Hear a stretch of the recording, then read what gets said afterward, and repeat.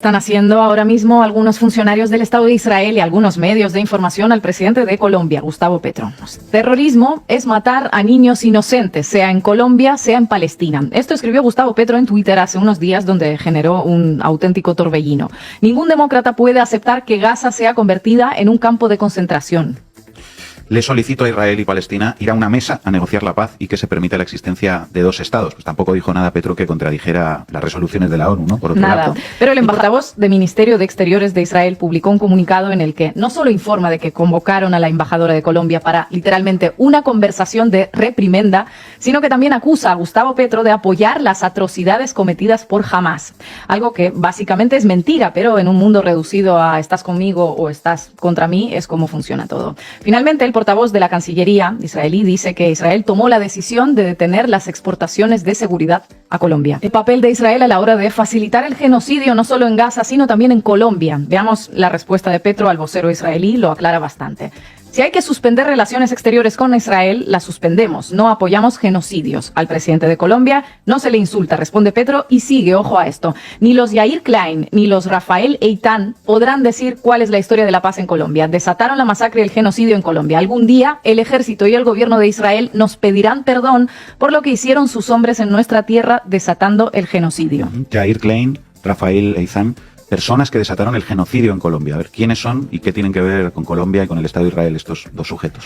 Son dos personas que ofrecieron asistencia y entrenaron a los personajes más despiadados de Colombia en un marco de estrecha colaboración en área de seguridad entre agentes y mercenarios israelíes y paramilitares colombianos.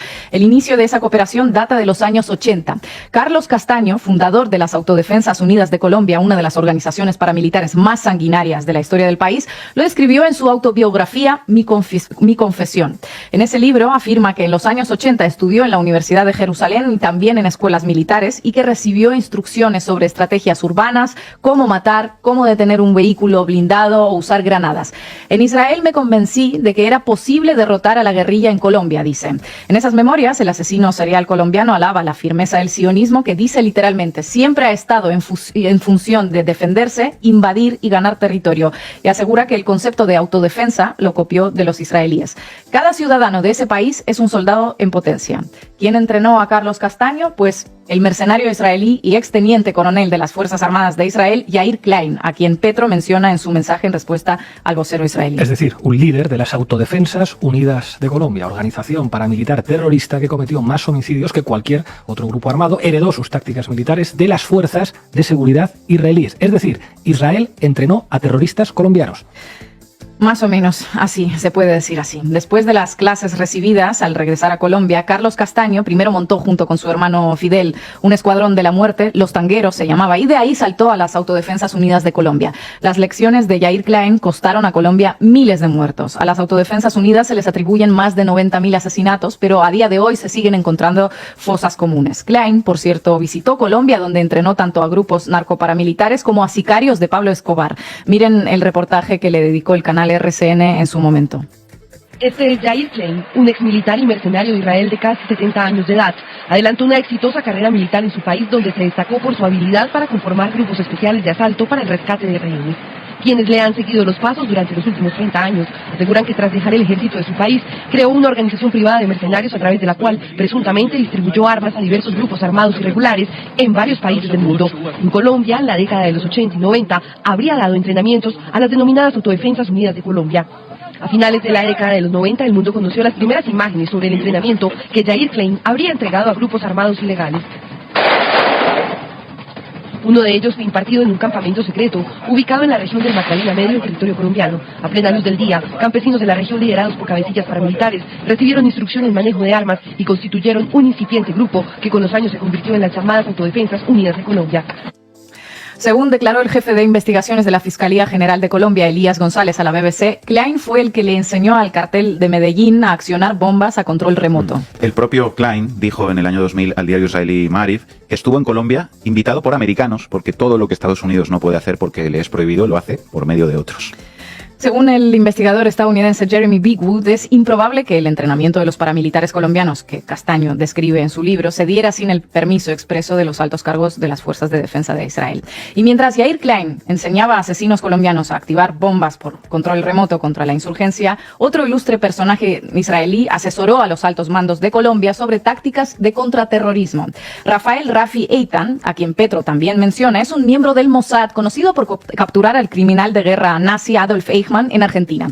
A finales de los años 80, Rafi Eitan fue contratado por el entonces presidente de Colombia, Virgilio Barco Vargas, sin que nunca se supiera exactamente para qué. Hace un par de años, el investigador y escritor Alberto Donadío reveló por primera vez que esa contratación se hizo para exterminar a la Unión Patriótica, el partido de izquierdas que a principios de los años 90 fue diezmado, un episodio que la Corte Interamericana de los Derechos Humanos reconoció como genocidio político. Bueno, pues según Donadío, el plan de ese genocidio fue ideado por Rafi Eitan.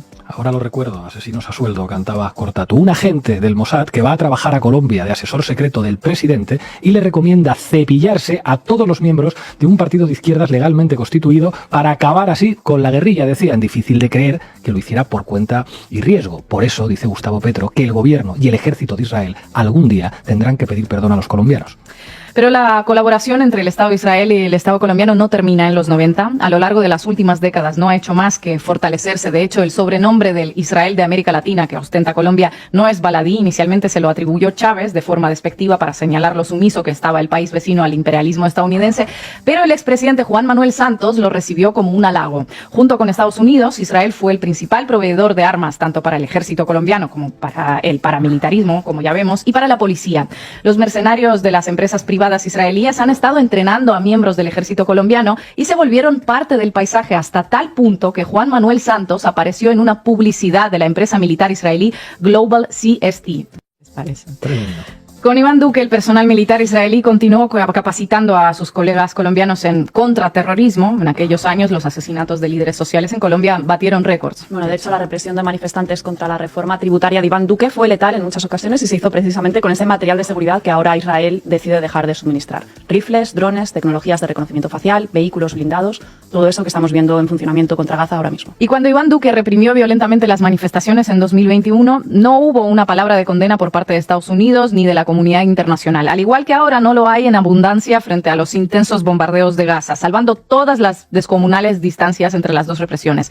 El caso es que en Colombia, y esto afecta especialmente a Petro, conocen bien las tácticas heredadas de las fuerzas de seguridad israelíes porque tuvieron la oportunidad de sufrirlas de primera mano. Saben lo que puede llegar a incluir ese derecho a defenderse. Pero más allá ese conocimiento en carne propia, es muy llamativo que a estas alturas, con más de 2.500 muertos en Gaza y todos los crímenes de guerra documentados, Gustavo Petro sea uno de los pocos jefes de gobierno que parece mantener cierta dignidad y tener la valentía suficiente como para llamar a las cosas por su nombre. El único, en definitiva, que critica a Israel por haber iniciado este ataque indiscriminado para vengar el atentado de Hamas. Lo hace a cambio de ser tachado por la prensa mercenaria de jaleador de terrorismo. Eso sí, es como se premia la honestidad ahora mismo y la defensa de la paz y de los derechos humanos para todas las víctimas. Y no solo para las de uno de los dos bandos.